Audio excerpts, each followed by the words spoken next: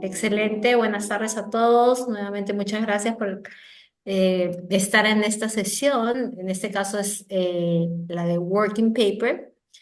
Es grato presentarles a nuestro director de investigación, el profesor Luis Chávez Bedoya. Profesor. ¿Qué tal? Buenas tardes con todos. No sé, tener algún almuerzo medio de working papers, pero está bueno. Bueno, hoy día el gusto de presentar un par de working papers que son proyectos de investigación entre profesores de la Universidad del Pacífico y también profesores de SAN, que justamente están aquí, ¿no? Entonces, solamente como una breve introducción, nos acompaña Vivian Cruz, profesora de Finanzas de la Universidad del Pacífico. También está Samuel Mongrú, también profesor de Finanzas de la Universidad del Pacífico y también editor asociado de Jefas, con San trabajamos mucho también en el tema de la revista. Y tenemos dos profesores de SAN, Pablo Boza y Julio Quispe. Todos ellos han realizado un par de proyectos de investigación que ya están prácticamente muy avanzados, que están muy avanzados, y esa es una excelente oportunidad para que los puedan presentar, puedan ver un poco los temas que se están realizando. Si tienen algún comentario, sería buenísimo también que se pueda discutir. Pero sobre todo es una excelente oportunidad para ver que se puede hacer colaboración entre universidades también. Y eso es algo que siempre se debe promover en temas de investigación. Eso es un buen ejemplo de ello y creo que ese es un camino que es muy importante para todos, ¿no? Porque la investigación es difícil hacerla sola, no tenemos por qué hacerla solo en la misma universidad. Yo creo que el tema de la colaboración es fundamental y eso corrobora, y esto lo que vamos a presentar ahora corrobora esa observación y esa forma de trabajo. ¿Listo? Entonces, adelante, Sam. Creo que si quieres puedes ir viendo cuál de de los papers se pueden presentar primero y de ahí podemos continuar. Claro que sí, Lucho, muchísimas gracias. Hemos trabajado durante todo este año. Este es un proyecto apoyado por ESAN, por la Vicerrectoría de Investigación de ESAN y de la Universidad del Pacífico. Como mencionó Lucho, es un proyecto conjunto. Son dos proyectos conjuntos. Y el primero en ser presentado va a ser el trabajo que hemos realizado con los profesores Pablo Boza, Vivian Cruz y Diana Bustamante. Dicho sea de paso, algo también que vale la pena notar es el hecho de que también estamos incorporando académicos extranjeros. En este caso, Diana Bustamante de la Universidad Andrés Bello de Chile está en ambos proyectos también. Entonces le voy a dar la palabra a Pablo y a Vivian, que ellos son los que los que van a exponer este artículo. Adelante, Pablo. Ok, muchas gracias Sam. Muchas gracias también Luis por conectarnos y esta oportunidad de participar en este proyecto. La investigación que estamos realizando a cabo nosotros tiene como título Crecer o Morir, ¿no? Lo cual enfatiza la necesidad de las compañías en el entorno actual, ¿no? De buscar crecimiento, ¿no? Un crecimiento que este, pueda ser explicado a partir de determinantes que se centra finalmente en el objetivo de nuestro trabajo, ¿no? Nos estamos enfocando en encontrar los determinantes de crecimiento para empresas corporativas de Latinoamérica. El contenido que vamos a presentarles empieza con la introducción, la revisión de la literatura, la metodología que va a presentar Vivian y finalmente las conclusiones preliminares que tenemos ahora con resultados preliminares. La revisión de literatura que hemos realizado ha mostrado bastante extensa literatura en relación a investigaciones que buscan explicar el crecimiento de las empresas en distintos contextos, ¿no? Sin embargo, encontramos que hay una escasa literatura que descompone este crecimiento en dos componentes que estamos definiendo como crecimiento ordinario y crecimiento extraordinario. El crecimiento ordinario va a tener drivers que expliquen finalmente el crecimiento de las compañías en base a sus objetivos y sus targets, ¿no? Pero muchas empresas tienen un crecimiento por encima de estas metas, ¿no? Un crecimiento extraordinario que encontramos que ha sido muy poco estudiado en la literatura, ¿no? No se tienen artículos que hayan tratado de descomponer el crecimiento de las empresas real dentro de sus entornos competitivos para las empresas de Latinoamérica, que tomen esta perspectiva de explicar el rendimiento a partir de esta descomposición, ¿no? Esto nos lleva a nuestro aporte. Siguiente ahí, nuestro objetivo, que es tratar de cubrir este vacío, ¿no? Definiendo propiamente el crecimiento ordinario y crecimiento extraordinario y explicándolo a partir de los determinantes, ¿no? Sus determinantes que provienen finalmente de la literatura, ¿no? La revisión de literatura nos permite a nosotros tener este valor agregado sobre nuestra investigación, ¿no? Es el primer estudio que se está realizando en Latinoamérica, ¿no? Y es el primer estudio que está descomponiendo el crecimiento de las empresas en estos dos niveles, ordinario entre el Internal Rate of Return y el Sustainable Growth Rate, perdón, Internal Growth Rate y Sustainable Growth Rate, y el extraordinario, que sería el crecimiento por encima del Sustainable Growth Rate, ¿no? Vamos a ver que las distintas decisiones que se toman en base a la estructura de gobernanza, las decisiones de inversión, las condiciones macroeconómicas, van a influenciar este crecimiento ordinario y extraordinario, ¿no? Hemos integrado distintas teorías para darle soporte a nuestros descubrimientos, mezclando teorías de gestión, de estrategia y teorías de financiamiento, teorías de finanzas a partir de la definición de estas tasas de crecimiento para poder explicar estos dos componentes. Nuestros soportes empíricos, ¿no? Hemos encontrado distintas investigaciones en distintos contextos, pero muy pocos estudios en Latinoamérica. Encontramos determinantes que hemos agrupado y que representan finalmente distintas dimensiones que pueden explicar el crecimiento de las empresas, ¿no? Características clásicas como tamaño, edad, retorno, liquidez y apalancamiento son encontradas con otras variables que se enfocan más en la tangibilidad de activos, en la estructura financiera, capital structure, ¿no? Y lo que vienen a ser finalmente las dimensiones de gobernanza, ¿no? Y acceso finalmente hacia fuentes de financiamiento, ¿no?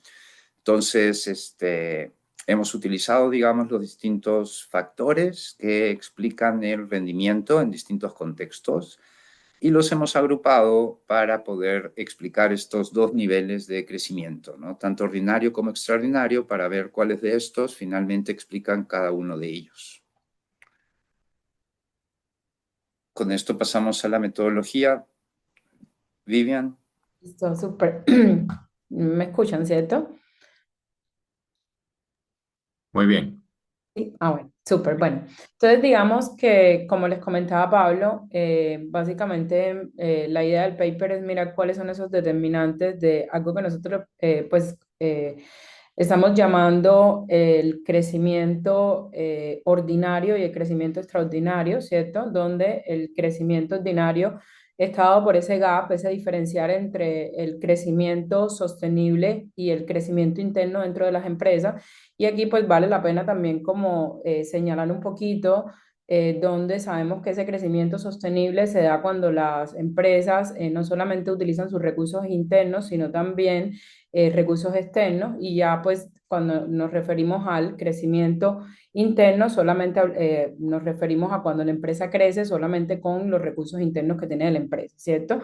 Entonces, en base a esto, ¿nosotros qué queremos ver? Bueno, queremos mirar a partir de tener información que puede ser tomada de los estados financieros de las empresas, de los informes corporativos, ¿cierto? ¿Cuáles de todos estos factores pueden estar determinando cada uno de estos gaps de crecimiento, ¿cierto? Tanto el ordinario como el extraordinario. Entonces, nuestro análisis incorpora información de variables que son específicas de la firma, ¿cierto? De sus estados contables, pero también pues tiene información sobre temas de governance, también de concentración de mercado, también de variables macroeconómicas, ¿cierto? Entonces, digamos que dentro de los atributos de la firma, y pues obviamente en base a toda la revisión de literatura que les estuvo comentando hasta ahora Pablo, empezamos nosotros como a seleccionar cuáles han sido como esas posibles variables que ya de manera independiente en algunos papers han utilizado, pero digamos que para nosotros el aporte fundamental es ver en conjunto ellas cómo, digamos, pueden ser significativas para explicar este tipo de crecimiento, ¿cierto? Entonces, dentro de los atributos de la firma, pues utilizamos una variable que ha sido pues ampliamente reflejada en la literatura, que es el tamaño de la firma y la edad de la firma, ¿listo? Y digamos que estas variables están como muy relacionadas a esa dinámica de crecimiento de la firma. También nos fuimos a la parte de inversión y eficiencia, específicamente cómo las firmas tienen sus activos netos, es decir, cuál es esa composición de activos fijos sobre activos totales, ¿cierto? Y también desde el punto de vista de la eficiencia, bueno, cómo es ese ciclo de conversión de efectivo que tiene la empresa, pues como para reflejar ese comportamiento de capital de trabajo que es tan importante en los temas de liquidez de las compañías. Luego también tuvimos en cuenta algunas variables adicionales, ¿cierto? A estas que son específicamente como características de la firma, como puede ser si las empresas han hecho procesos de joint venture, merger and acquisitions, inversiones pues de capital, ¿cierto?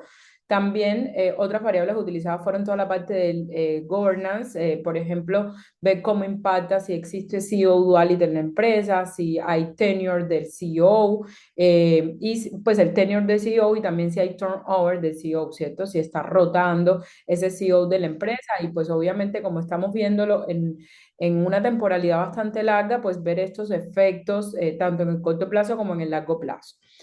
Acá también tuvimos en cuenta variables como el caso de cómo impactan los CEOs y las IPOs dentro de la empresa, ¿cierto? Esto ya está pues como muy relacionada toda la parte de capitalización de la compañía, que obviamente pues esas variables ya para nosotros son cosas extras, no solamente pues del funcionamiento de la empresa. También todo el tema macroeconómico, ¿cierto? Estamos trabajando con firmas de América Latina, ahorita pues vamos a hablar como un poquito más de la data, y creemos que todo el tema macroeconómico va a ser muy importante para estas empresas, el tema de las tasas de inflación, las primas de préstamo, ¿cierto? Ese trade-off entre, bueno, invierto en la empresa o más bien me quedo en el mercado de capitales. Bueno, ya les había comentado lo de las estrategias de inversión y también tuvimos en cuenta otra sección que creemos que es muy importante, que es toda la estructura del mercado, entonces el nivel de concentración que hay en la industria, ¿cierto? Utilizando el índice de Herfindahl. Y también, pues digamos, desde el punto de vista cómo estas firmas también están invirtiendo en los temas de marketing para poder lograr un crecimiento que sea más competitivo, ¿cierto? Entonces, nosotros planteamos nuestra metodología, tenemos el Growth Gap, entonces vamos a tener dos tipos de Growth Gap, ¿cierto? En el paper, pues igual en el Working Paper se puede ver con un poco más de detalle, donde tenemos un Growth Gap que está específicamente marcado por el gap ordinario, que sería la diferencia del Sustainable Growth Rate menos el Internal Growth Rate, y por el otro lado tenemos al gap extraordinario, que sería la diferencia entre el crecimiento ordinario de ventas que tiene la empresa, ¿cierto? El sales de este periodo menos las ventas, bueno, sales, perdón, el Spanglish, pero serían las ventas de este periodo menos las ventas del periodo anterior sobre las ventas del periodo anterior, ¿cierto? Ese crecimiento de ventas menos el crecimiento del Sustainable Growth Rate, que sería ese crecimiento sostenible. Estaríamos hablando aquí de lo que es el Growth Gap extraordinario. El modelo de nosotros es un modelo de panel, con efectos fijos. Se hicieron pues como todas las evaluaciones metodológicas para ver cuál era el mejor modelo de panel data a utilizar, mostrando pues la prueba de Hausman que el modelo, pues que el modelo para el caso era el modelo Fixed Effects, modelo de efectos fijos de panel de datos, y tenemos una muestra de específicamente los países, digamos, más utilizados en la literatura para poder mirar temas corporativos, ¿cierto? Porque, digamos, son los que tienen la mayor participación de las empresas que cotizan en bolsa. Obviamente, pues estamos trabajando con este tipo de empresas y la data, pues, es de Bloomberg. Entonces, estos son los países con mayor información, ¿cierto? Mayores empresas, como es Argentina, Brasil, Chile, Colombia, México y Perú. Y tenemos, se construyó una data, ¿cierto? De toda la información contable de estas empresas desde el año 2001 hasta el año 2024, con frecuencia anual. Y pues también acá es muy importante decir que no solamente se utilizó la información de la base de datos de Bloomberg, sino que también se recogió información de informes corporativos a mano, porque hay mucha información que todavía en América Latina la data pues es bastante restringida, ¿cierto? Entonces, digamos que en la metodología ya les había contado pues que utilizamos Fixed Effects. Esto es muy importante porque aquí estamos controlando por, digamos, características no observadas de la firma, que podría pues generar sesgos en las estimaciones, ¿cierto? El tipo de modelo que sigan las empresas, la cultura corporativa, ¿cierto? Entonces, todos estos factores los estaríamos controlando con este tipo de modelo y digamos que controlamos por variables macros que también son muy importantes, como les comentaba, en este punto en la región, ¿cierto? Sabemos que América Latina, pues por diferentes factores, las variables macroeconómicas pueden ser, controlar por ellas es muy importante para poder cómo crecen las empresas. Bueno, entonces ya en base a esto, hoy tenemos unos resultados preliminares que incluso pues creemos que ya son muy consistentes y usamos diferentes metodologías para tratar, pues sí, en la metodología de panes de datos fuimos viendo diferentes modelos, ¿cierto? Donde también controlamos por errores robustos, ¿cierto? Digamos que los resultados, incluso entrando poco a poco diferentes secciones, ¿cierto? Porque teníamos sección de características de la firma, luego pues el tema de governance, luego el tema de capitalización con los CIBOS y los HIPOs, y luego pues la parte de concentración bancaria y estrategias de alianza. Entonces, cada vez que íbamos entrando a estas secciones que nosotros habíamos como definido a partir de la literatura, pues empezábamos a encontrar unos resultados que eran muy coherentes con lo que nos estaban mostrando nuestras hipótesis de investigación, ¿cierto? Entonces, podemos mirar acá los 4 modelos para específicamente, este es el caso de crecimiento ordinario, ¿cierto? Que es ese crecimiento que la firma hace internamente con los recursos que tiene la firma. Y acá efectivamente, pues digamos que una de las variables que son significativas para nuestro modelo es el monto de los activos fijos netos sobre el total de activos, ¿cierto? Y encontramos que esta variable afecta de manera negativa y significativa. ¿Y qué quiere decir? Que las firmas al principio, cuando están creciendo, pues digamos que lo más importante para ellas es la liquidez, ¿cierto? Tener buena liquidez. Y pues tener grandes montos en activos fijos, eso puede frenar ese diferencial de crecimiento ordinario que estamos viendo. También encontramos que el cash conversion cycle es muy importante y aquí pues en la literatura de finanzas corporativas eso es una variable fundamental porque a medida que las empresas puedan, digamos, su ciclo de conversión de efectivo sea más corto, ¿cierto? Pues eso va a hacer que las firmas crezcan mejor, ¿cierto? Entonces, mientras menos sea el cash conversion cycle, pues las firmas van a tener un mayor crecimiento. Y si lo miramos acá, es si aumentan los días de ciclo de efectivo, obviamente va a disminuir ese gap de crecimiento ordinario. Luego también cuando ya empezamos a entrar con los otros modelos, nos dimos cuenta que también es importante el CEO tenure, ¿cierto?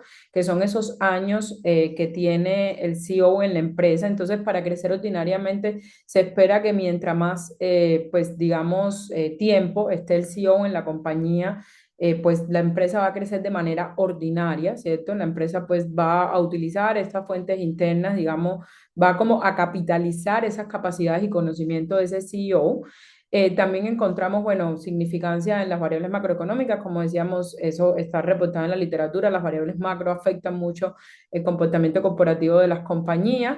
Y también encontramos que la concentración de la industria es importante y sabemos que a medida que haya mayor competencia, pues muchas veces las firmas al principio tienden a desaparecer porque no pueden crecer. Entonces, digamos que si la industria está concentrada y las empresas pues tienen más poder de mercado dentro de la industria, pues pueden aprovechar esto para crecer de manera ordinaria. No sé si aquí, Sam, quieres hacer algún otro comentario o Pablo, Bueno, continúa. solamente indicar que de forma consistente con la permanencia del CEO se encontró que el CEO turnover afecta negativamente, ¿no? Ah, sí, sí, Entonces, la permanencia o el cambio, ¿no? El cambio es negativo. Ujú. Sí, listo. eso solamente eso. Ah, y algo también muy importante, trabajamos aproximadamente con en total, como unas 3.500 observaciones, aproximadamente unas 325 empresas en América Latina. Eso también es un detalle que no se mencionó y lo estoy indicando. Súper, muchas gracias. Bueno, entonces continuamos con los resultados para cuáles son esos determinantes ya de crecimiento extraordinario. Pues ya aquí nosotros cuando nos sentábamos decíamos, bueno, ya esperamos que haya otros factores, ¿cierto? Esos factores que ya están un poco más asociados a cómo la firma crece, pero no, digamos, con sus recursos internos, sino con estrategias, controlando pues como con otros factores que no están, digamos, específicamente bajo las características de la firma. Entonces, digamos que cuando empezamos a trabajar con nuestros modelos, encontramos que esto ya se volvía súper coherente y súper intuitivo. Por ejemplo, ya para un crecimiento extraordinario, es decir, cómo la empresa crece de manera extraordinaria, sí es importante el tamaño de la firma. A medida que la firma es más grande, pues tiene más capacidad para crecer de manera extraordinaria. También encontramos que a medida que la firma tenga más edad, crece menos, ¿cierto? Entonces, pues crece menos de manera extraordinaria y esto pues es muy coherente porque ya, digamos, a principio, las firmas y más cuando estamos hablando de este tipo de compañías que son una especie de startups que están creciendo mucho al principio cuando tienen poca duración, luego empiezan a llegar como un equilibrio y ya pues ese crecimiento extraordinario que hicieron al principio pues ya no es tan importante y significativo y lo estamos viendo pues acá en la variable de edad de la firma, que a medida pues ya que tengan muchos años la firma, pues ya este crecimiento extraordinario no va a haber un impacto pues como significativo. Seguimos encontrando que el cash conversion cycle sigue siendo una variable súper determinante, igual para seguir creciendo extraordinariamente hay que hacer buen manejo de la liquidez de la empresa y yo creo que esto pues deja también muchas señales a las compañías, no importa de que ya tú estés creciendo extraordinariamente, no puedes dejar de lado el ciclo de efectivo va a continuar siendo muy importante. Acá encontramos que el CEO tenure cambia el signo y nos damos cuenta que para crecer extraordinariamente ya también va a ser importante tener en cuenta de que se pueden hacer cambios en el CEO y yo creo que esto, pues en los que trabajan literatura de governance saben que estancias por mucho tiempo hacen que las firmas mantengan un crecimiento, pero que ese crecimiento no se destaque, entonces muchas firmas empiezan a buscar eh, pues ya un capital humano que pueda generar, digamos, valor agregado dentro de la compañía. Entonces, este resultado también nos parece como muy interesante. Otra variable que para nosotros también se vuelve significativa es todo lo que tiene que ver con la inversión, perdón, acá me perdí la inversión, todo lo relacionado con el financial development a medida que en el país haya más inversión doméstica, eso también ayuda, más inversión doméstica, digamos, como ratio del GDP, pues eso también ayuda a que las empresas puedan crecer de manera extraordinaria. Otra variable que nos sale significativa y nos parece muy interesante es el ratio de gastos de marketing sobre el total de ingresos de la empresa. Entonces, listo, si tú quieres crecer extraordinariamente, entonces tienes que invertir en marketing porque si no, pues vas a crecer de manera ordinaria, pero no extraordinaria. Entonces, esto también refuerza y es lo lógico que uno ha visto mientras una empresa tiene una política comercial agresiva, pues digamos, va a lograr captar más parte del mercado y poder crecer de una manera sostenida y obviamente pues extraordinaria. Y también digamos que otra de las variables que ya en este modelo de crecimiento extraordinario se nos vuelve significativa, rezagada en un periodo, es la estrategia de inversión, donde la estrategia de inversión compone todo lo que son los joint ventures, los merger and acquisitions y las inversiones que se hacen en la compañía. Entonces, pues digamos que se mantiene significativa con un rezago y pues nos parece interesante. De hecho, hicimos varias pruebas de los modelos porque digamos es una variable que se tiende al principio cuando hay una inversión, la empresa tiene que dedicar capital, entonces cuando la veíamos rezagada, pues sin rezagar nos daba negativa, pero luego cuando ya la tomábamos con un periodo de rezago, pues ya nos empezaba a mostrar que esa variable sí era significativa el efecto que tenía.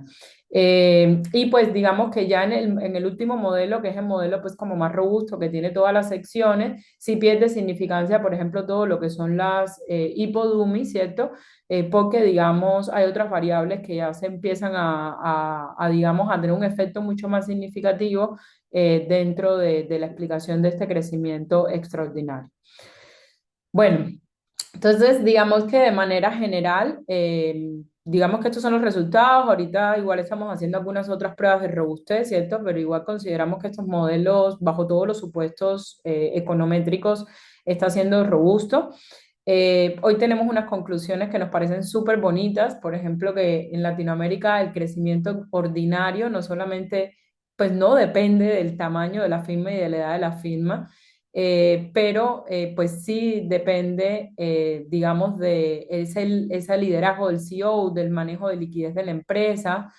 También es importante, una conclusión que nos queda es que las firmas que invierten fuertemente en activos fijos y que tienen, por ejemplo, ciclos largos de conversión de efectivo, eso puede hacer que finalmente no crezcan de manera ordinaria y que también pues toda la parte del entorno macroeconómico puede estar también generando, ¿cierto? Si hay inflación, digamos, esos ajustes de los precios pueden estar mostrando, como las variables están en niveles nominales, crecimiento empresarial.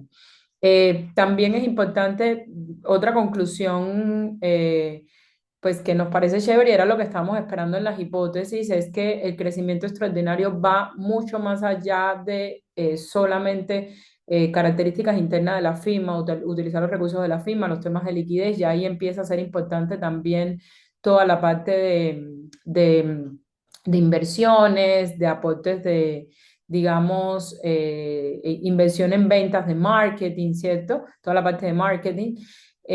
También encontramos que las IPOs no están directamente relacionadas con crecimiento extraordinario, que eso era una hipótesis que al principio podíamos tener, pero no encontramos que esta variable fuera significativa.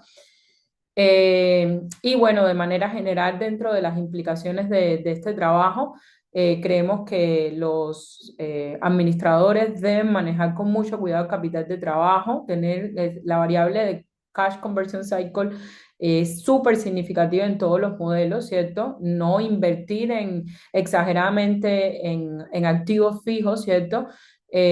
Porque si no, pues digamos, podrían estar comprometiendo su crecimiento ordinario. El tema también del crecimiento ordinario con el CEO estable, las firmas entender que tener esta estabilidad al principio es crucial para poder tener una continuidad organizacional, poder reforzar pues su reputación, ¿cierto? Y crear como un nivel de confianza que básicamente, digamos, permita que la empresa siente esas bases para crecer de manera ordinaria. Pero que si quiere crecer de manera extraordinaria hay que ir un poco más allá, hay que tener nuevas ideas, hay que también mirar, por ejemplo, si ya el management del CEO no es lo suficiente o el CFO no es lo suficientemente bueno, necesitan una estrategia de largo plazo de inversión corporativa, ¿cierto? Para poder explorar nuevas oportunidades. Necesitan tener un equipo de comercial fuerte en la empresa para poder generar este crecimiento extraordinario.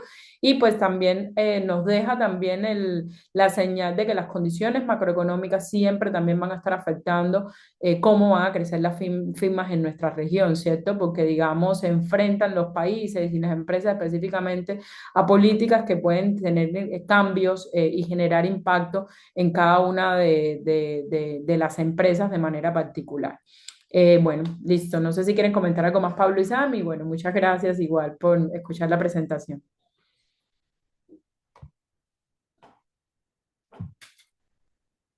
Pasaríamos a un breve tiempo de preguntas, si hay preguntas del público, Lucho. Creo que acá hay una pregunta, Sam, para ir pasar con el otro paper. Dice, considerando el tema de retroalimentación, ¿qué elementos del análisis podrían profundizarse o ampliarse? Eh, Ahí sí sería interesante saber específicamente a qué nos referimos con retroalimentación, pero yo creo que si por retroalimentación nos estamos refiriendo específicamente al tema de las inversiones estratégicas corporativas, pues el análisis que se puede ampliar es muchísimo. Y claro, pero para ello necesitamos más información, ¿no? Uno de los grandes problemas que nosotros nos enfrentamos cuando realizamos el paper fue encontrar, por ejemplo, el número de empresas que habían realizado mergers and acquisitions, o el número de empresas que habían hecho divestitures, que son ventas de unidades de negocios, o el número de empresas que habían hecho, por ejemplo, alianzas estratégicas, ¿no? Entonces, nosotros sí encontramos algo muy interesante, ¿no? Encontramos que justamente aquellas empresas que no solamente efectúan una de esas tres, sino que efectúan ellas de forma conjunta, son las empresas que logran crecimiento extraordinario. Y algo también interesante mencionado o en relación con lo que mencionó Vivi, es el hecho de que encontramos una variable que en principio pensábamos que iba a estimular el crecimiento extraordinario, que en este caso eran las ofertas públicas iniciales, los IPOs, pero que en realidad, consistente con la literatura anterior que se ha publicado en IPOs para América Latina, pues en realidad lo que nosotros encontramos es que las empresas solamente utilizan los IPOs como una ventana de oportunidad. Es decir, cuando ven que los precios de las acciones pueden subir, las acciones de la propia empresa, ¿no? Pueden subir en el mercado y pueden salir al mercado con un precio atractivo, en ese momento es que realizan un IPO, pero no porque el IPO forme parte de una estrategia corporativa de inversión de largo plazo. Entonces, eso también es algo súper interesante porque pues uno diría, bueno, si tú quieres crecer, bueno, mete el IPO, ¿no? Pero no, o sea, IPO no es. Y algo también para complementar lo que mencionó Pablo al comienzo, algo que también es muy importante, es la distinción entre lo que es crecimiento interno sostenible, ¿no? Cuando nosotros hablamos de crecimiento interno, nos referimos a cuánto es lo mínimo que una empresa puede crecer solamente con utilidades retenidas. Cuando nosotros hablamos de crecimiento sostenible, es cuánto puede crecer la empresa, además de utilidades retenidas, con el nivel de apalancamiento que tiene actualmente, pero sin IPO. Entonces, claro, cuando definimos crecimiento ordinario es la diferencia entre el sostenible y el interno, ¿qué quiere decir? Que es, oye, lo que puedes crecer con tus utilidades retenidas y con tu nivel de deuda sin adquirir más equity, ¿no? Más IPO, ¿no? Y cuando vas a crecimiento extraordinario, ya lo que restas es el crecimiento efectivo que has tenido en ventas menos tu crecimiento sostenible. Ahí sí puede haber IPO, ahí sí puede haber otras estrategias también más agresivas, ¿no? Que en este caso sería pues el tema de fusiones y adquisiciones, el tema de alianzas estratégicas, divestitures, etcétera, ¿no? Pero ahí encontramos que esas estrategias adicionales sí son interesantes si se realizan de forma conjunta, no uno o lo otro, no, es uno y lo otro. Entonces, ese es un aspecto también interesante, ¿no? O sea, esto tiene para bastante para trabajar. Obviamente no tenemos la data como para poder, digamos, hacerlo esto a nivel de industrias, que sería algo fabuloso, pero por lo menos, digamos, a nivel de América Latina, sí. Y lo que estamos haciendo es, en las pruebas de robustez, que es lo que viene ahora, vamos a probar en lugar de tener crecimiento en términos de crecimiento en ventas, ¿no? Vamos a tener crecimiento en términos de crecimiento en volumen de activos, en activos totales, ¿no? Para ver que efectivamente estamos obteniendo, pues, los mismos grupos, ¿no? Los mismos grupos de factores relevantes, ¿no? Buenísimo. Eso sería, digamos, el wrap-up de lo que es el paper, ¿no? El paper. Buenísimo, Sam. Yo creo que también, creo que por tiempo también podemos ya empezar con el siguiente artículo, que sería también interesante. Claro que sí. Voy a proyectarlo entonces, voy a proyectar la presentación. Aquí está. Aquí está. ¿Sí logran ver la presentación? Sí, Sí, perfecto. sí, correcto. Sí, Maravilloso. Aquí empezamos primero con Julio y Julio después hace una posta conmigo. Adelante, Julio. gracias, Sam. Buenas tardes con todos. A ver, vamos a tratar de cumplir con el tiempo que está estipulado para este seminario, ¿no? A ver, nosotros hemos realizado un working paper relacionado a los sesgos conductuales de los inversionistas, ¿no? Y este tema viene ya desde los 70 con Kahneman, ¿no? Y aún sigue generando interés, ¿no? Porque se van encontrando cosas nuevas. La tecnología ha ayudado mucho a poder contar con mucha información, que de alguna manera es lo que se rescata también en este paper, ¿no? Y de alguna manera vamos a resumir lo que se ha ido desarrollando, los hallazgos a los que hemos llegado, ¿no? Y bueno, lo interesante que finalmente es realizar investigaciones incorporando el comportamiento, ¿no? Como ahí tenemos en el resumen, este estudio está centrado en los sesgos conductuales, es la incorporación de la psicología en el inversionista, básicamente. Y también usamos los factores tradicionales de Fama y French, ¿no? Hemos recogido una muestra, ¿no? De más de 10.000 empresas que están listadas en el Nasdaq y tenemos el periodo de análisis entre julio del 2005 y julio del 2024, 20 años en realidad. ¿Ok?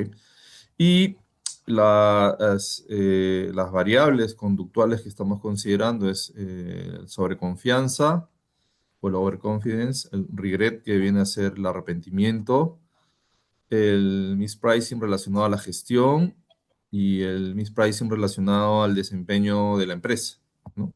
Y como comenté, incorporamos también los factores de Froment-French, ¿no? Los tres factores de Froment-French. Entonces, ¿qué es lo que hemos encontrado? Que los cuatro factores conductuales ejercen realmente un efecto positivo y por ende también, y por ello también significativo, sobre los rendimientos, ¿no? En exceso en realidad. Y esto que hemos encontrado, de alguna manera, genera la relevancia, que es lo que de alguna manera concluimos, ¿no? De integrar componentes psicológicos o conductuales en modelos, pues, para valorizar activos, ¿no? Eh, Porque a veces los modelos clásicos no explican de una manera, no sé si completa, pero al menos de una manera más clara, el exceso en los rendimientos, ¿no? Entonces, la psicología, claro, es la incorporación, ¿no? De acciones de repente no muy racionales con la teoría tradicional original, pero de alguna manera recoge y explica lo que muchas veces no se ve, ¿no? Con estos factores tradicionales. Eh, Respecto a qué es lo que nos motivó o hacia dónde llevamos la motivación, es un poco entender al inversionista, al humano, ¿no? En su comportamiento hacia invertir, ¿no? Estos modelos tradicionales se basan en factores principalmente de riesgo, ¿ok? Y no incorporan, pues, los factores o los sesgos, ¿no? O las variables psicológicas que de alguna manera ya han mostrado en la literatura que existen, pues, ¿no? Y que reflejan algún comportamiento en el inversionista. Y de alguna manera estas dimensiones que estudian nos muestran que existen, ¿no? Distorsiones al momento de modelar, ¿no? Los patrones y las, digamos, secuencias, ¿no? De rendimiento de los distintos activos, ¿no? Eh, Como valor añadido o valor agregado, primero buscamos incorporar sesgos conductuales, ¿no? Como la sobreconfianza, el arrepentimiento, ¿no? Y el mispricing tanto de gestión, ¿no? Y relacionado al desempeño de la empresa, ¿no? También se aporta una evidencia nueva, novedosa, ¿no? De estos componentes psicológicos que buscan explicar, ¿no? Los rendimientos, sobre todo en exceso, más allá de lo tradicional que se estudia a través de Fama y French, ¿no? Y aquí podemos encontrar, ¿no? En esta diapositiva, digamos, los estudios empíricos previos sobre las variables, ¿no? Conductuales que estamos incorporando en el estudio, principalmente en lo que es el arrepentimiento, regret y la sobreconfianza en el overconfidence. Y vemos pues que hay estudios, ¿no? De hace más de 40 años. O sea, esto no es un tema reciente en términos de variables, pero lo que se está obteniendo con este estudio sí es lo novedoso, ¿no? Que es un poco lo que Sam va a detallar en lo que viene de la presentación.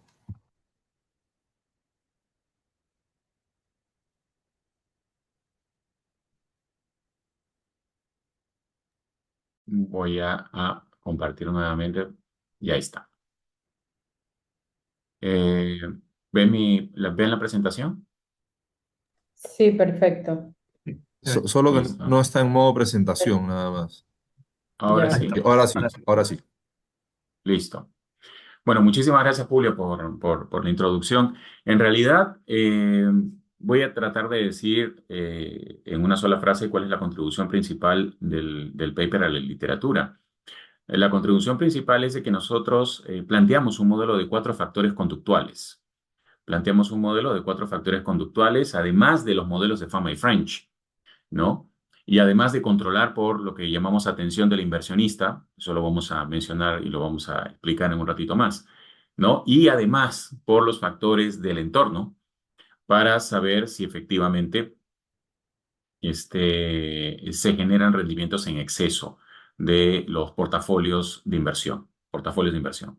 Aquí una parte que es muy importante es que tanto el factor de sobreconfianza como el factor de regret, ¿ok? Son 2 factores que han sido extensivamente estudiados en la literatura, pero no han sido incorporados de forma integral, ¿no? Dentro de un modelo de factores, ¿no? A lo Fama y French.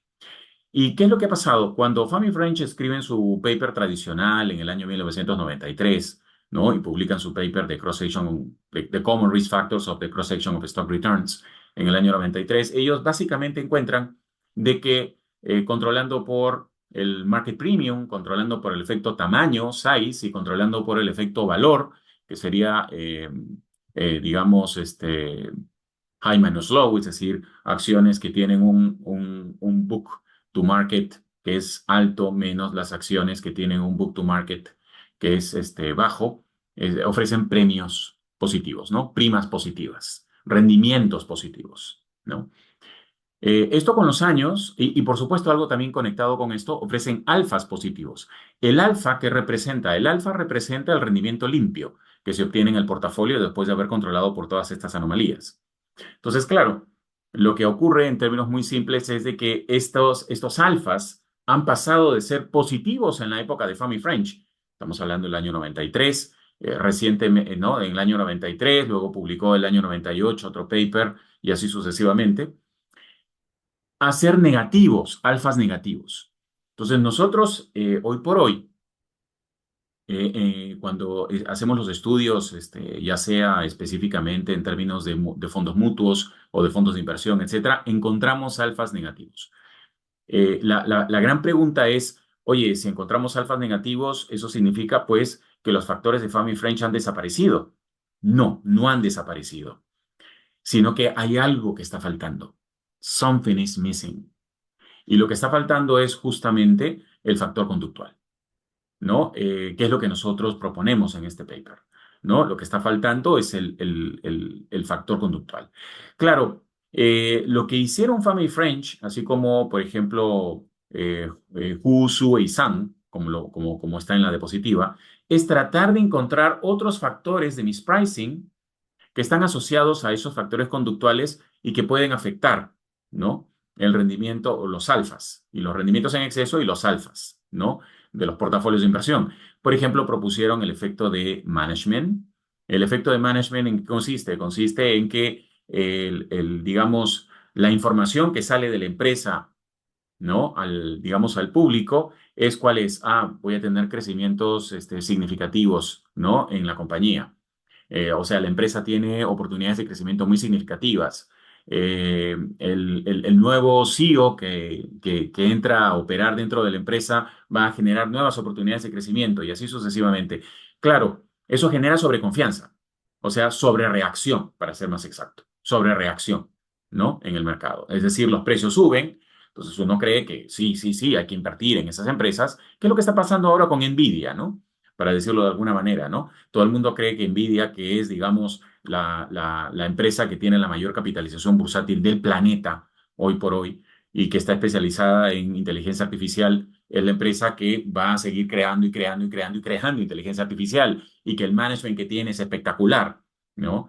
Hay algunos inversionistas muy interesantes, muy buenos, que actualmente lo que están haciendo es hacer un contrarian investment strategy, es decir, están diciendo, no, voy a tener una posición corta con Nvidia, ¿no? ¿Por qué? Porque simple y sencillamente se está generando una sobrereacción de mercado, sobrereacción que al final se corrige, ¿no? Lo mismo pasa con el tema de el performance de las empresas, ¿no? Cuando nosotros hablamos de performance, o sea, del desempeño de la empresa, oye, empresas que a veces no tienen buenos fundamentos están sobrevaloradas, ¿no? Al final, nosotros como inversionistas nos damos cuenta de que, hey, estoy cometiendo un error. Entonces, también corregimos eso. Entonces, fíjense, el sesgo de management, el sesgo de performance que añadieron Fama y French y Husu en Sun, son sesgos reales y son sesgos que generan sobreconfianza y, perdón, sobrereacción y posteriormente reversión, corrección, ¿ok? Nosotros lo que planteamos es de que existen dos sesgos más que se pueden incluir en un asset pricing, que son sobreconfianza y arrepentimiento. ¿Cómo funciona la sobreconfianza? La sobreconfianza funciona de una manera muy parecida, ¿no? En este caso, la sobreconfianza es reforzada por resultados positivos. O sea, tú empiezas a invertir en Nvidia, ves que tu portafolio sigue creciendo, te consideras que eres un crack, que lo estás haciendo muy bien, que vas a poder seguir invirtiendo con aciertos y vas a continuar y continuar y continuar y eso te va a llevar a una burbuja especulativa que eventualmente vas a corregir. Lo mismo pasa bueno, pasa algo similar, no exactamente igual con regret, porque regret, que en este caso vendría a ser arrepentimiento, puede llegar a una situación diferente. El regret puede llegar a una situación diferente porque tú puedes tener regret por FOMO, que es Fear of Missing Out. O sea, tú no quieres perderte, por ejemplo, el hecho de que tienes compañeros que están teniendo ganancias importantes en bolsa. Entonces, ¿qué haces? Inviertes también. Pero no sobre la base de un análisis subyacente bueno, sino sobre la base de no te quieres perder la rentabilidad que otros están teniendo.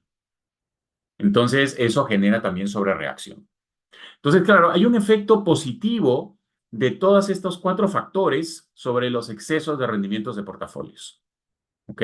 Y eso es justamente lo que nosotros estamos encontrando aquí, además de algunas otras características más. Entonces, planteamos estas dos hipótesis, que es lo nuevo del paper, ¿no?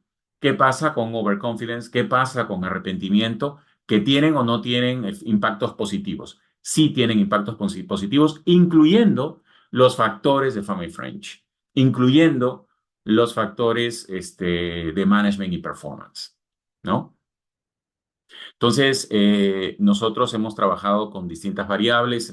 Ahí está, digamos, la justificación de las variables de sobreconfianza, de arrepentimiento, del sesgo de management, del sesgo de desempeño. También tenemos los factores de Fama y French. Y un factor adicional que trabajamos es uno propuesto por Engelbert y Gao, que es Investor Attention, que ahora lo voy a definir un poco más, pero es la atención del inversionista. Y es algo bien interesante porque la atención del inversionista se mide básicamente por Google Trends, como lo vamos a ver en un momento más. Y agregamos los factores que controlan por ciclos económicos, como el yield spread, que es la diferencia entre el rendimiento a 10 años menos 3 meses de los bonos del Tesoro americano, y la tasa de inflación, que también en este caso afecta negativamente a los rendimientos en exceso, porque afecta negativamente al rendimiento de las acciones. Utilizamos aproximadamente 10.625 o exactamente 10.625 acciones listadas en el Nasdaq entre julio del 2004 a julio del 2024, también son 20 años, un poquito más, con casi 1 millón de observaciones, ¿no? Claro, el mercado americano nos permite este tipo digamos, de profundidad. Nosotros entendemos o calculamos REP como la diferencia entre el rendimiento mensual de la acción, ¿ok? Y el máximo rendimiento alcanzado por cualquier otra acción dentro de la misma industria durante el mismo mes, ¿ok? Y sobreconfianza como la variación en el trading volume, en el volumen de transacción, ¿no? O sea, cuando hay sobreconfianza quiere decir que yo invierto más, invierto más, invierto más, aumenta el volumen de transacción. Incluimos management y performance como dos anomalías adicionales, como ya les he mencionado anteriormente. Y utilizamos Investor Attention, ¿no? Con data de Google Trends. Y para cada ticker, o sea, para cada acción, lo que hace Google Trends es dar un número normalizado que va entre 0 y 100, donde 100 representa para cada uno de los meses la máxima búsqueda o interés de la gente de Internet, de los inversionistas por esta empresa, ¿no? Y nosotros lo hicimos mes a mes, ¿ok? Entre el 2004 al 2024, ¿ok? Y estandarizamos la variable por la media para que sea una normal estándar, ¿no? Un media cero y desviación estándar de 1. Y nosotros específicamente calculamos o trabajamos con Attention como el cambio en Investor Attention, que es calculado como el logaritmo entre la Attention de ahora entre la Attention del periodo anterior, ¿no? Obviamente perdemos la observación del primer mes, pero creemos que la variación en Attention es lo importante, no solamente Attention, ¿no? Digamos a niveles. Trabajamos con un modelo de panel data. Trabajamos con un modelo de panel data también con efectos fijos. Utilizamos firm fixed effects and time fixed effects, o sea, trabajamos con efectos fijos para empresas y tiempo. Y ahí están todos los valores, como se pueden dar cuenta. También utilizamos los factores de Fama y French, que son market premium, utilizamos size y utilizamos el value factor, ¿no? ¿Qué es lo que encontramos para nuestro modelo de 4 factores conductuales? Lo que encontramos es de que existe un impacto consistentemente para todo el horizonte de tiempo, consistentemente positivo entre sobreconfianza, arrepentimiento y los sesgos de management y de performance o desempeño sobre los rendimientos en excesos de los portafolios. ¿Ok? Adicionalmente, encontramos que los factores de Fama y French, como son el market premium y small minus big, que es size, tienen impacto positivo y consistentemente también con la literatura, el high minus low tiene impacto negativo. ¿Por qué el high minus low tiene impacto negativo? Porque normalmente los que transan en bolsa, específicamente los fondos mutuos, fondos de inversión, por lo generalmente se enfocan en transar en el lower tail de la curva. Es decir, o en el medium size, que es percentil 50, hasta el lower tail. ¿De qué? Del ratio book to market. Es decir, tratan de invertir más en grow stocks, es decir, en acciones que tienen potencial de crecimiento a futuro, en lugar de invertir más en value stocks, que son las acciones que finalmente dan sorpresas al mercado y que te permiten tener rentabilidades más altas. Es una conclusión bien interesante que vamos a llegar después. Es por eso que high minus low consistentemente siempre en los estudios empíricos suele tener coeficiente negativo. Adicionalmente tenemos attention. En el caso de attention encontramos que attention es estadísticamente significativo en todos los casos. ¿Eso qué significa? Eso significa que la atención del inversionista exacerba, amplifica la sobrereacción de mercado. La sobrereacción que nosotros encontramos con los factores behavioral es amplificada con attention. Entonces, de alguna manera, nosotros lo que estamos teniendo ahí es una situación aún más crítica, ¿no? Y eso genera alfas negativos. Y eso lo pueden ver ustedes. En todos los casos tenemos alfas negativos, ¿no? Luego tenemos que el yield spread es positivo, lo cual es consistente con la literatura. Es mayor, digamos, positivos ciclos económicos conllevan a rendimientos en exceso positivos y la tasa de inflación, su impacto es negativo porque, claro, mayor inflación hace que los inversionistas tengan menor poder adquisitivo, haya menor demanda por parte de las acciones y las acciones tienen que bajar de precio, ¿no? Entonces hay un tema ahí importante. ¿Qué pasa en el caso de... bueno, importante. Eso es para el modelo general, toda la muestra. Pero claro, aquí hay dos aspectos importantes, ¿no? El primero es, ¿qué es lo que está generando específicamente esta situación de que tenemos alfas negativos? Lo que está generando que tengamos alfas negativos es los factores conductuales o el entorno. Es decir, que de repente el ciclo económico, si estamos en una crisis o no estamos en una crisis, importa, ¿no? Entonces nosotros lo que hicimos fue dividir, ¿no?, la muestra en dos grupos, ¿no? Un grupo que captaba los periodos de recesión en la economía americana y otro grupo que excluía esos periodos de recesión en la economía americana. Específicamente nos referimos a dos periodos, por nuestro horizonte temporal, ¿no? A dos recesiones. La primera es la producida por la crisis subprime y la segunda es la producida por la pandemia del COVID. Entonces, si hacemos eso, observen qué es lo que pasa cuando hay, digamos, periodos de crisis o de recesión en la economía americana, en este horizonte, ¿no? 2004-2024. Cuando hay esos periodos de crisis, lo que nosotros encontramos es que el impacto, por ejemplo, de sobreconfianza se reduce mucho, ¿no? E inclusive se puede tornar negativo, ¿no? Como en el caso del modelo 4, como lo ven ahí. Es decir, hay una reversión en el mercado, hay una corrección. Y otra parte interesante es que el efecto de arrepentimiento se hace más fuerte, o sea, se hace increíble, se más que duplica. Como ustedes lo pueden ver acá, el coeficiente, por ejemplo, de arrepentimiento es 0.03, 0.02, 0.10, ¿no? Acá es 0.49, 0.44, 0.78. Estamos casi triplicando el efecto de arrepentimiento. Entonces hay un efecto de arrepentimiento mucho más poderoso en la época de, digamos, crisis, lo cual obviamente, pues, denota corrección, ¿no? ¿Qué pasa con management y desempeño? Se alternan signos, como ustedes lo pueden ver ahí, se alternan signos, pero la mayor parte de los signos son negativos, lo cual también reflejaría corrección. Eh, Algo interesante es que los factores de Family French se mantienen con los mismos signos, con una pequeña excepción en el modelo 4, a la cual me voy a referir en un momento más, eh, pero básicamente con la misma magnitud del modelo general.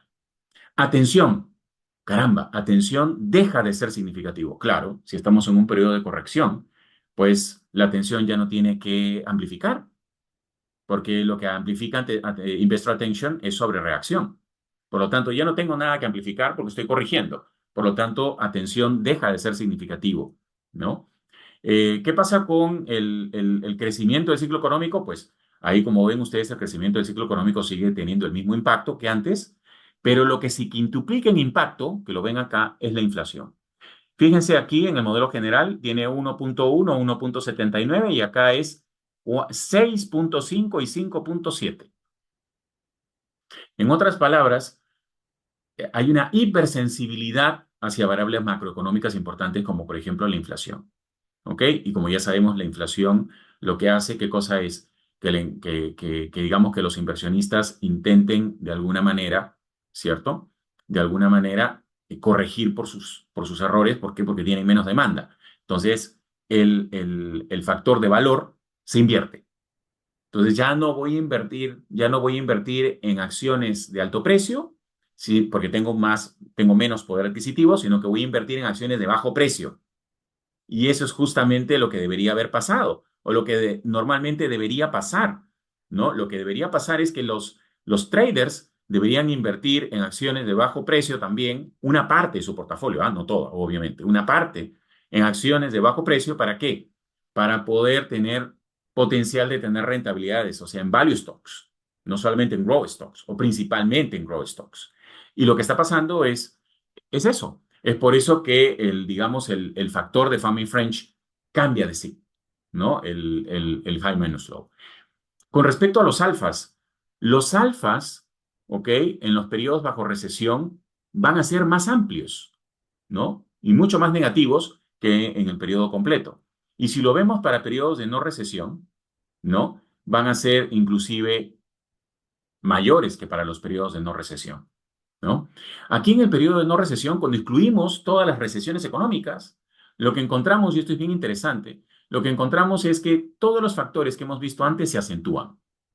Sobreconfianza se acentúa, arrepentimiento se acentúa.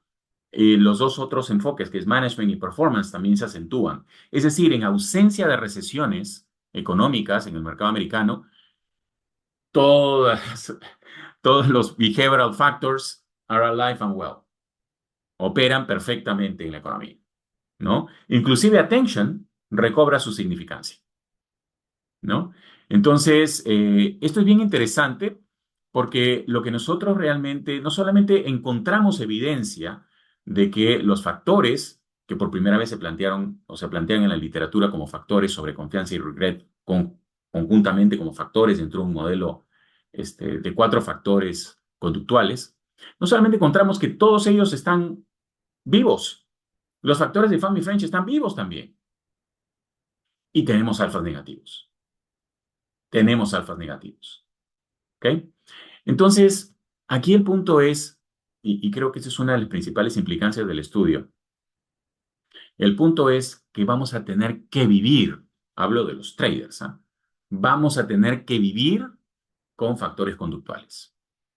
Vamos a tener que empezar a ver maneras de poder beneficiarnos de la existencia de esos factores conductuales a la hora de hacer inversiones. Y uno de los aspectos importantes es que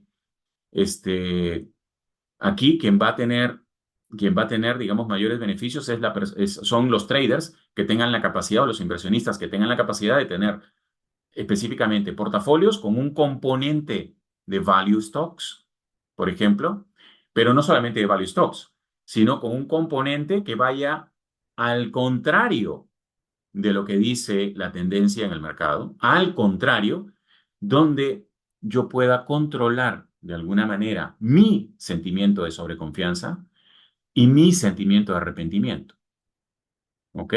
Y tenga la capacidad, el temperamento, ¿no? Para poder hacer eso y tenga la capacidad de poder tener de esta manera, en el largo plazo, alfas positivos, ¿ok? Entonces, esto es algo extremadamente interesante. Todavía estamos en el proceso de agregarle, por ejemplo, los Q-factors, que son como pruebas de robustez. Los Q-factors han sido también propuestos en la literatura como una crítica y Qs alternativos a los de Family French. Ya hemos corrido algunos modelos, no nos ha dado la vida para poder presentarlos en este foro, pero sin embargo encontramos resultados también bastante consistentes. Bueno, thank you very much. Quedamos listos para sus preguntas. ¿Hace alguna pregunta de los participantes? Creo que alguien había levantado la mano, Creo pero que se me no, perdió por ahí. se perdió, no sé. De repente puede escribir la pregunta también por ahí. En todo caso, cualquier pregunta, cualquier inquietud, pues inmediatamente la podemos canalizar. Voy a dejar aquí mi correo en el chat, ¿ok? Para que por favor cualquier inquietud, cualquier pregunta, pues con muchísimo gusto me la puedan hacer saber, ¿ok? Y yo quisiera complementar con una pregunta, una observación para todos, ¿no? Justo dentro de los asistentes hay bastantes alumnos, asistentes de investigación, ¿no? Entonces, ¿qué les recomendarían o qué consejos podrían darles para empezar a hacer una investigación, digamos, como la que ustedes están realizando? ¿O qué les recomendarían? O de repente contactarlos a ustedes para que puedan unirse dentro de investigaciones. ¿Cuál sería la mejor recomendación que les darían?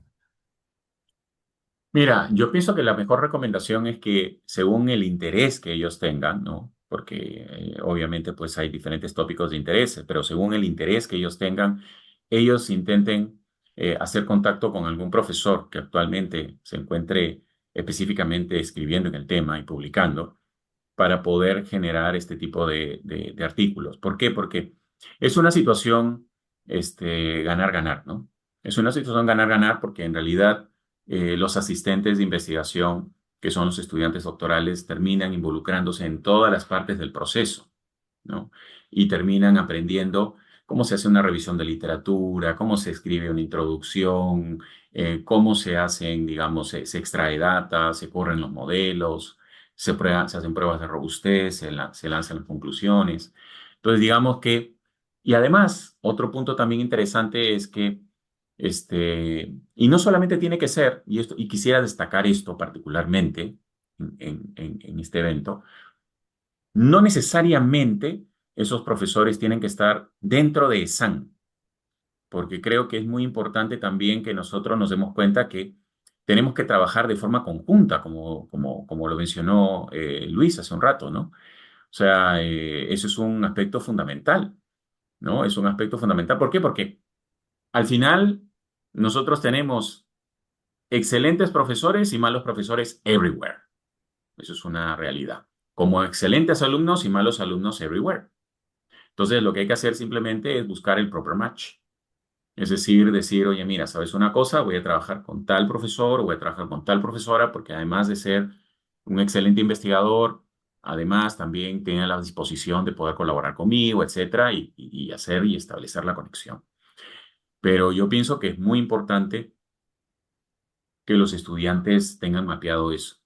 Algo que ayudaría mucho es que las universidades digan, oye, mira, este es mi mapa de profesores, estos son los mapas de los temas que trabajamos, así lo hacemos con otras universidades y eso lo ponemos a disposición de los estudiantes, ¿no? ¿Por qué? Porque, pues, obviamente, como en cualquier cosa, como en cualquier otra área, los mejores estudiantes van a ser los estudiantes que van a filtrarse y que van a llegar a ser, digamos, ayudados, apoyados por los distintos profesores, ¿no? That's life. Entonces, digamos, sugerencia sería esa, ¿no? Y bueno, creo que ya estamos también con el tiempo, nosotros seguimos un poquitito. De nuevo, agradecerles a todos, especialmente a Pablo, a Julio, a Sam, a Vivian, por la presencia y también a todos los que han participado. Y bueno, ya tienen los contactos y yo creo que si tienen alguna duda adicional sobre los papers o quieren elaborar proyectos parecidos a los que se están realizando, también podrían contactar a cualquiera de los autores aquí presentes. Les agradezco de nuevo a todos por la presencia y nos vemos ya en otra oportunidad. Muchas gracias por la Gracias, Lucho, oportunidad. Gracias, gracias. Gracias, Sam. Que estén Lucho. bien, Gracias a gracias. todos. Gracias, gracias. Chao, chao.